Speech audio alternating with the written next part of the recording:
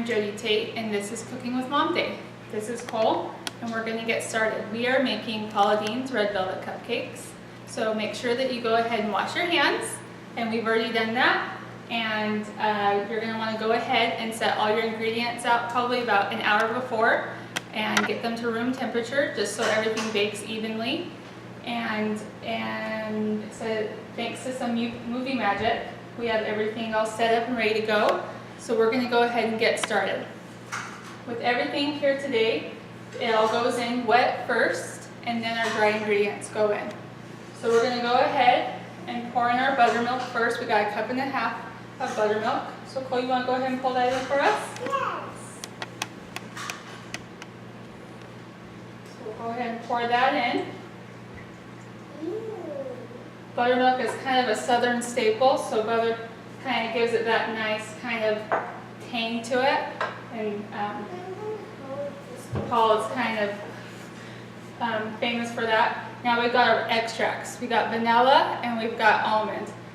So Cole, you want to add that for us? I also added our vinegar to our extracts, just so it's one last thing we have to add.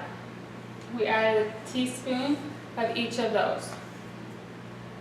Now I've cracked our eggs separate. You always want to crack your eggs into a separate container, just to make sure, not only because of the shells, but also because sometimes you get a bad egg and you never want to wreck your whole batch because of one bad egg. So Cole, I'm going to do the eggs, okay? You want to do it? Okay, let's do the eggs. 1 and 2.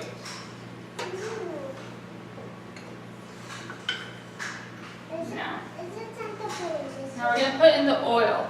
A lot of times when you're making cupcakes and cakes, you use butter. We've got the buttermilk, and now we're going to use oil instead of the traditional butter that you would use in most cakes. And this is what gets them really moist and keeps them that way. A lot of times, most of my friends ask me for this recipe, and I tell them just to log on to the internet and to find it. It's a great resource to find lots of recipes, just like you found us on the website. This is a great, website's a great resource for lots of different things. So now we're going to go ahead and add our food coloring. Cole's been waiting all day to add this. All right, be really careful.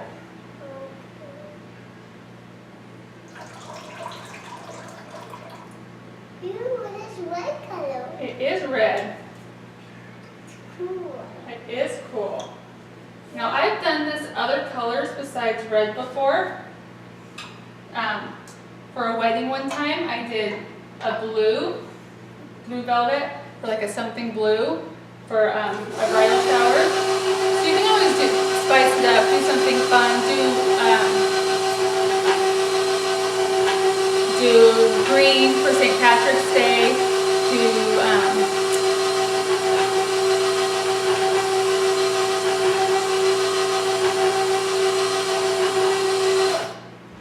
so have fun with it, make it your own, but the traditional is red. So now we're going to add our dry ingredients. Ew, now it's all red. Now it's all red. Now we have some salt and some baking soda. And make sure you change your baking soda every 6 months.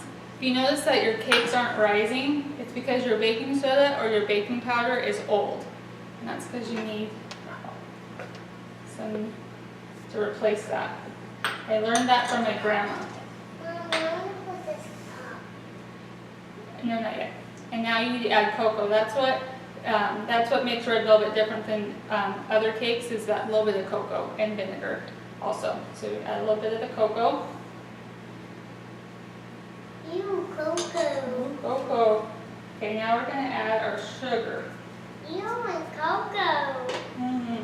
Add 1.5 cups of sugar. That's lots of sugar. Lots of sugar. Lots of sugar. Add a cup of flour. Oops. It's not baking if you don't make a mess. And then we'll do another 1.5 cups of flour. And when you're getting your flour out, make sure you don't pack it in there too much. Just kind of lightly tap it. Put it in. Okay.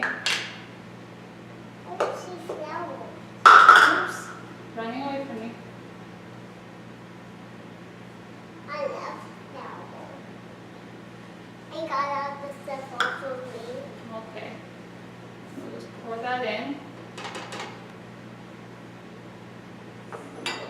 And then turn to pull this up and to pull it up. Okay. Let's pull that up. Crank it up. Good job.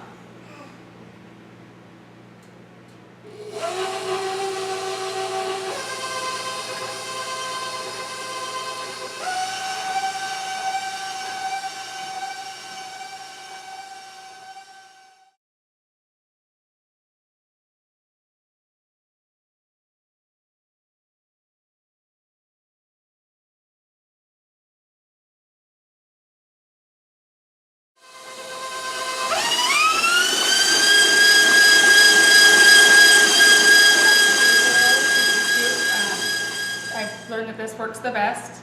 We have our batter. You take your cookie scoop, and I've learned the best consistency for this.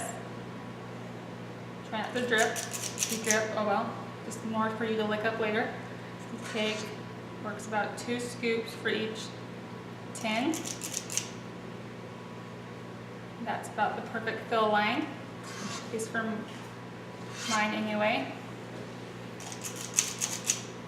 I'm sure the camera will speed this up later for your viewing pleasure. And that is easy as pie. So you don't need to go buy those box mixes. You can just make a homemade recipe at home.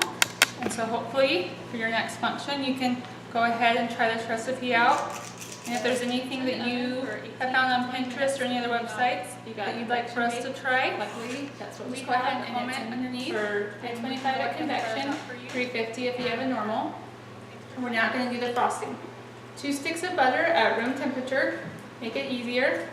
So we're going to go ahead and put those in. I've got 1 stick in already. So we're going to go ahead and put that in. And it's unsalted butter. We're going to add the salt in later. And don't be afraid to add salt. It makes it that much better. Everyone's always afraid to put the salt in. And it makes a world of difference. You can even use, I sometimes have vanilla bean paste, which is also really good. You can get that at Walmart, or you can get that on Amazon. We're going to add a teaspoon of that, maybe even a little bit more. That's always the taste. You don't want to add too much because with the extracts, it's alcohol, the alcohol content, it can get to be a little bit too much. And then we also got the almond extract. And that, I'm not going to quite do a teaspoon, maybe about half a teaspoon. Almond's really good. It adds just that little bit of something different, but it can be overwhelming. So you don't want to do too much of almond or else it can get kind of bitter. So we got those. And now we're going to add our salt. Like I said, the salt makes all the difference. So now we got our salt. We're adding about 3/4 of a teaspoon of our salt.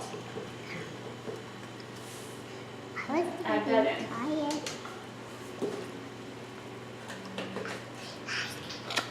Now mix that. Everyone always likes to measure their powdered sugar. I usually just go based on consistency. It ends up being about the whole thing, but about 4 cups. So just add just a little bit. You don't want to become like a little mess of powdered sugar, so just add a little bit.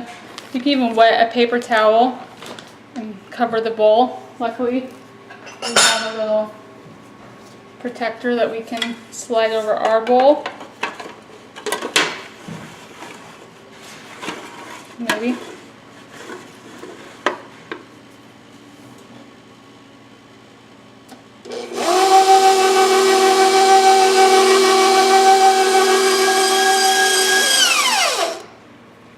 A little bit more.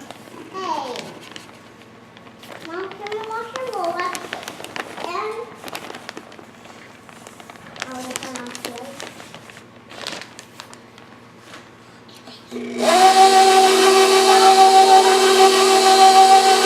And this time, while it's going, we're going to add just a little bit of milk to make it a little bit smoother consistency, probably about a tablespoon.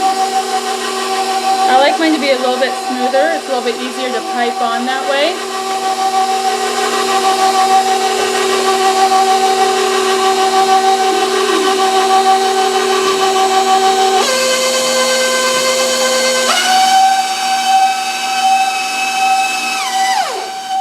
First you'll want to check the flavor. Once you get to the flavors you'll want to mix it for about 5 to 7 minutes. Now when you want to check to see if your cupcakes are done, there's a little trick that my grandma also taught me. Sometimes it's kind of hard to tell. If you kind of lightly tap on the top, if it springs back just a little bit, that's how you can tell if they're done. If it sinks back in, or if it doesn't bounce back at your touch, that means they need to be in a little bit longer. If they knock back at you, that means you cooked them way too long. So, no one laughed. Now when you get the right flavor and consistency, I had to add about another ½ teaspoon of extract of almond and a teaspoon of vanilla. Just mine didn't have as much flavor as I like personally.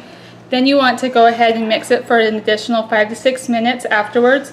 It'll make it nice and fluffy, so I'm going to go ahead and do that now.